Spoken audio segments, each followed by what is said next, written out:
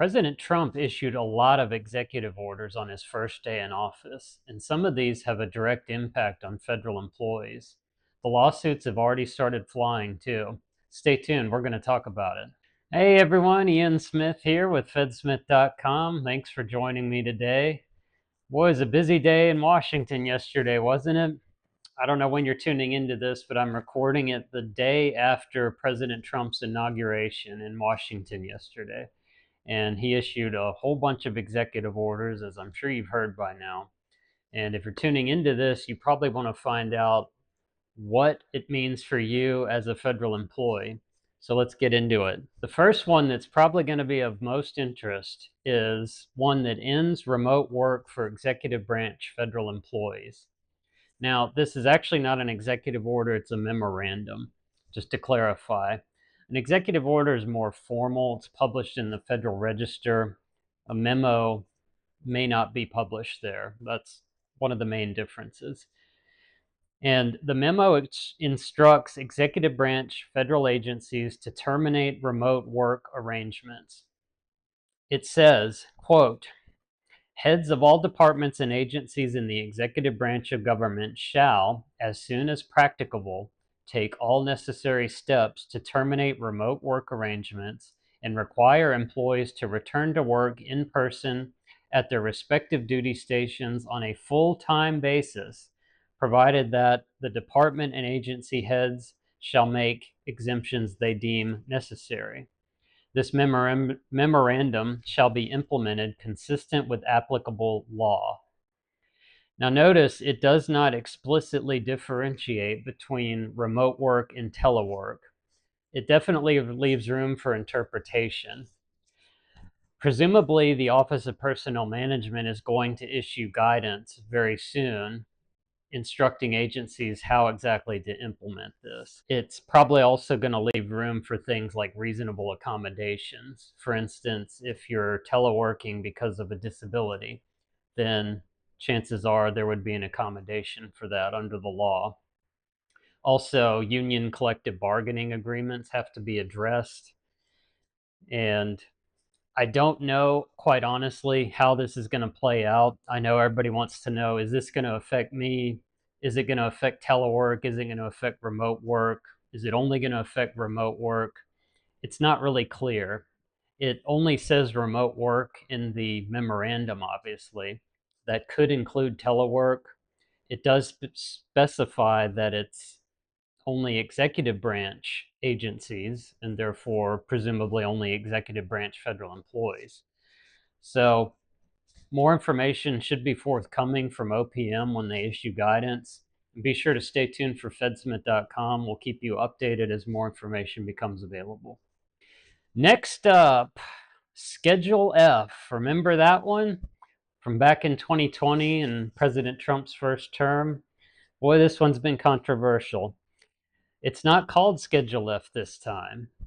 The executive order he issued, it replaces the letter F to designate accepted service schedule, that's a bit of a tongue twister, and replaces the letter F with policy career. It does reinstate his executive order, his President Trump's executive order from his first term back in 2020. That order was issued right before the election, actually, so very late in his first term. But it makes it easier to fire impacted federal employees for performance reasons by removing their standard appeal rights. It will take longer to implement this time, certainly because, as you may know, back in April, the Office of Personnel Management issued a rule to blunt implementing Schedule F on, because there were rumors at the time that if President Trump was elected, he'd probably be reinstituting the order. And so that's in place. It does direct OPM to promptly change that rule. I'm not going to get into tons and tons of detail on it. We actually have another video coming out about Schedule F and about this order. Of note, though, the National Treasury Employees Union has already sued the Trump administration over this order. So like I said, the lawsuits have started flying. That's one of the first ones. Other executive orders of interest. There was one that instituted a hiring freeze That was done the last time Trump took office. So it was expected this time, not a big surprise, but it puts a freeze on filling open positions in the government. There was also another order enacting a regulatory freeze. And what that does, it directs agencies not to propose or issue any rule, including sending a rule to the Office of the Federal Register, until a department or agency head appointed by President Trump reviews and approves the rule. Next up are two executive orders regarding DEI and reforming federal hiring. DEI, of course, stands for Diversity, Equity, and Inclusion. The title of the first executive order that pertains to that is Ending Radical and Wasteful Government DEI Programs and Preferencing. What this does, it reverses an executive order that President Biden issued when he first took office, actually, in 2021. Specifically, it directs the Office of Management and Budget and the Office of Personnel Management to terminate, quote, all discriminatory programs, including illegal DEI and diversity, equity, inclusion, and accessibility mandates, policies, programs, preferences, and activities in the federal government under whatever name they appear. The key points of this are that it ends DEI offices and equity action plans in agencies. Agencies must also list out environmental justice positions and programs to ensure they've not been relabeled. And it also directs agencies to assess the operational impact and costs of these programs. The second executive order is the one that reforms the federal hiring process. This one's titled Reforming the Federal Hiring Process and Restoring Merit to Government Service. Key points from this one: it prioritizes hiring people committed to improving government efficiency and committed to American ideals. It prevents hiring based on race, sex, or religion. And it also prevents hiring people unwilling to defend the Constitution. And it also has a goal of decreasing government-wide time to hire to under 80 days. So the last item of interest, DOGE. DOGE is now a real thing. It has been formally instated by President Trump with an executive order that he issued, formally establishing the Department of Government Efficiency. So what does that do?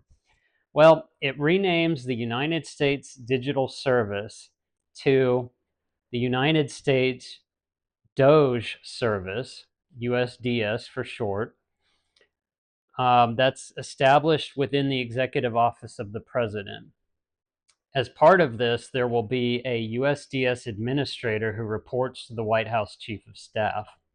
DOGE is still a temporary thing. It's not going to be around forever. And it's set to terminate on July 4th, 2026. That was part of its original charter. The President's executive order mandates creating DOGE teams at each agency. These will consist of at least 4 employees. Typically, that's going to be a DOGE team lead, an engineer, an HR specialist, and an attorney. Also, there is now a DOGE website, doge.gov, doge.gov. As of the time that I'm recording this, which is on January 21st, there's nothing on the website. There's just a logo and a title and text that says, quote, "The people voted for major reform." I assume there is going to be much more information coming to this site. I don't have any direct information on that, but it is of note that there's actually a website now. One other brief point on this: the American Federation of Government Employees has sued the Trump administration over DOGE. In fact, the lawsuit was filed almost immediately after he took office. Basically, it claims that DOGE violates the Federal Advisory Committee Act. If you'd like more details about the case, there's a link to an article I wrote in the description. President Trump issued a lot of executive orders on his first day in office, but that's a general overview of the ones that are going to be of most interest to federal employees. Be sure to also check the fedsmith.com website because we have articles that go into a lot more detail on these. Thanks for watching.